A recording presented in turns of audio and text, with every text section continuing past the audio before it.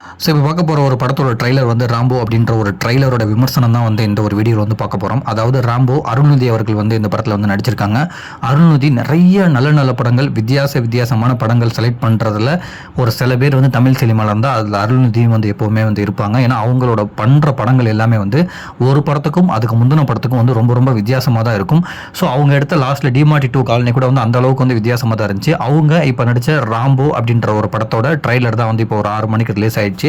But இந்த படம் வந்து ஓடிடியில் தான் வந்து சன் நெக்ஸ்ட் அப்படின்ற ஒரு ஓடிடியில் தான் வந்து ரிலீஸ் ஆக போகுது. இந்த படம் வந்து தியேட்டரில் வந்து ரிலீஸ் ஆகாது அப்படின்றதையுமே கன்ஃபார்ம் பண்ணிட்டாங்க. அதாவது வர்ற அக்டோபர் 10ஆம் தேதி வந்து இந்த படத்தை வந்து ஓடிடியில் வந்து ரிலீஸ் பண்ணுறாங்களாம் சன் நெக்ஸ்ட்டு. இன்னொன்று என்னென்னா வந்து இந்த படத்தோட டைரக்டர் வந்து முத்தையா. எல்லாமே வந்து நிறைய பேர் வந்து நிறையா கொஸ்டின்ஸ் கேட்டாங்க. முத்தையான்றவர் வந்து ஒரு நல்ல டைரக்டர். அவர் வந்து நிறைய படங்கள் வந்து பண்ணியிருக்காங்க. புலிக்குத்தி பாண்டியா இருக்கட்டும், வெறுமன் படமாக இருக்கட்டும், அதுக்கப்புறம் வந்து கொம்பன் படமாக இருக்கட்டும் சொல்லி நிறைய படங்கள் வந்து ஹிட் படங்கள் கொடுத்துருக்காரு. அவரோட படங்கள் வந்து முழுக்க அந்த ஆக்ஷன் சீக்வன்ஸாக இருக்கட்டும், அந்த கிராமத்து செட்டப்பு, அந்த ஒரு எமோஷ்னல் ஒரு கனெக்ட் வந்து எப்போவுமே வந்து அவர் படங்களில் வந்து இருந்துக்கிட்டு தான் இருக்கும். அந்த எமோஷ்னல் கனெக்டை வச்சு வந்து அவரோட படத்துக்கு வந்து ஏகப்பட்ட ஆடியன்ஸ் வந்து வருவாங்க. அதுக்கு கொம்பன், விரும்பன் அந்த மாதிரி படங்களே வந்து ரொம்ப ரொம்ப உதாரணமாக இருக்கும். ஸோ அந்த டைரக்டர் முத்தையா அவர்களும் அருள்நிதி இவங்க 2 பேரும் சேர்ந்து பண்ண படம் தான் வந்து இந்த ராம்போ அப்படின்ற ஒரு படம். இந்த படம் வந்து முழுக்க இவர் வந்து போலீஸாக இருக்காரா, இல்லை வந்து ஏன் பாக்ஸிங்க்கு போகிறார் அப்படின்னு சொல்லி நிறைய கொஸ்டின்ஸ் வந்து இந்த ட்ரைலரில் வந்து நமக்கே வந்து ரைஸ் ஆகுது. பட் ஆனால் இந்த படத்தில் வந்து இந்த ட்ரைலர் பார்க்கும்போது ஆக்ஷன் சீக்வன்ஸ் வந்து ரொம்ப அதிகமாகவே இருக்குது. எப்போவுமே முத்தையா படங்களில் வந்து நிறைய ஆக்ஷன் சீக்வன்ஸ் வந்து இருக்கும். ஆக்ஷன் சீக்வன்ஸ் நான் சொல்கிறது சண்டே காட்சிகள் வந்து சொல்கிறேன். ஏன்னா அவரோட படங்களில் கொம்பன்லேயே வந்து கிட்டத்தட்ட வந்து ஒரு 7-8 ஃபைட் கிட்ட இருக்கும். அந்த அளவுக்கு வந்து இந்த படத்துலேயுமே வந்து நிறைய ஃபைட் இருக்குது. அதுவுமே வந்து ரொம்ப பிரமிப்பாக இருக்குது நிறைய ஃபைட் சீக்வன்ஸ்லாம் பார்க்கும்போது. ஸோ இப்போ பார்க்குற நீங்கள் ஸ்க்ரீன்ஷாட்டில் பார்க்கலாம். அந்த ஃபைட் சீக்வன்ஸுக்குன்னு சொல்லி ரொம்ப நிறைய மெனக்கெட்டிருக்காங்க. இன்னொன்று பாக்ஸிங்க்கும் ரொம்ப மெனக்கெட்டிருக்காங்க அப்படின்றது வந்து இந்த படம் பார்க்கும்போதே தெரியுது. ஏன்னா அருள்நிதி வந்து இந்த மாதிரி பாக்ஸிங் இந்த மாதிரி ஒரு பேக்ரவுண்டில் வந்து நடித்ததே இல்லை. இதுதான் அவர் பேக்ரவுண்ட் அந்த பாக்ஸிங்க்குன்னு சொல்லிட்டு ஒரு பேக்ரவுண்ட் நடிக்கிற படமாக இருக்கும். இந்த படத்தில் வந்து பாக்ஸிங் இருக்குது, அதே நேரத்தில் வந்து நிறைய ஃபைட் சீக்வன்ஸ் இருக்குது. பட் அவர் வந்து போலீஸாக இருக்கார் அப்படின்றதுல வந்து படம் பார்க்கறது தெரியும். பட் ட்ரைலர் பார்க்கும்போது வந்து முழுக்க வந்து ஒரு ஆக்ஷன் படமாக பண்ணியிருக்காங்க அப்படின்றது வந்து நல்லாவே தெரியுது. ஏன்னா இதில் காட்டின சண்டே காட்சிகளாக இருக்கட்டும், அப்புறம் வந்து அந்த பாக்ஸிங் காட்சிகளாக இருக்கட்டும், அது கிக் பாக்ஸிங் அப்படின்னு சொல்லிட்டு நிறைய விஷயம் வந்து ட்ரைலர்லேயே வந்து ஒரு பெரிய ஏதோ ஒரு பண்ண போகிறாங்க, அருள்நிதி வந்து புதுசாக ஏதோ ஒன்று ட்ரை பண்ணியிருக்காரு அப்படின்றது மட்டும் இந்த படத்தோட ட்ரைலர் பார்க்கும்போது தெரியுது.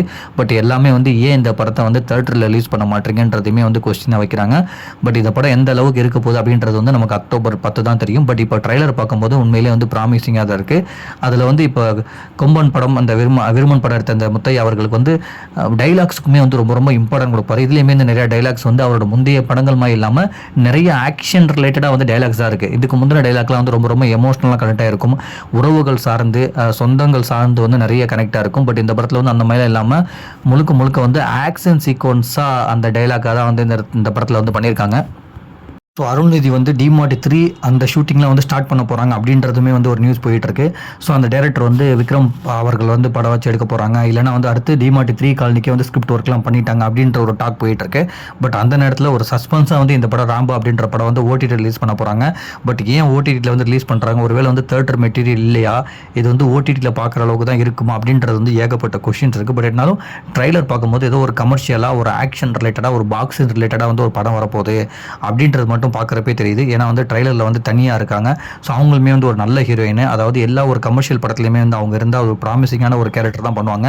ஸோ தானியா அவங்களுமே அந்த படத்தில் வந்து ஹீரோயினாக வந்து பண்ணியிருக்காங்க. அப்புறம் அந்த ஐஷா அப்படின்ட்டு இருப்பாங்க. அவங்க வந்து நிறையா அந்த ப்ரோக்ராமுக்குலாம் வருவாங்க. அதாவது சன் டிவியாக இருக்கட்டும், விஜய் டிவியாக இருக்கட்டும், அங்கே உள்ள தெலுங்கு சேனலாக இருக்கட்டும், நிறைய சின்ன டெலிவிஷன்ஸில் வந்து நிறைய இடத்துல வந்து அவங்க வந்து பண்ணியிருக்காங்க.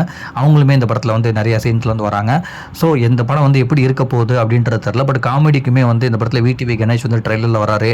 அப்புறம் வந்து லப்பர் பந்தில் அவர் வந்து வராரு. ஸோ அப்படின்னு சொல்லி நிறைய பேர் வந்து காமெடிக்குமே வராங்க. ஸோ படம் வந்து எந்த அளவுக்கு வந்து கமர்ஷியலாக இருக்க போகுது, எந்த அளவுக்கு வந்து ஒரு ஹிட் ஆக போகுது அப்படின்றது வந்து நமக்கு அக்டோபர் 10க்கு அப்புறம் தான் தெரியும்.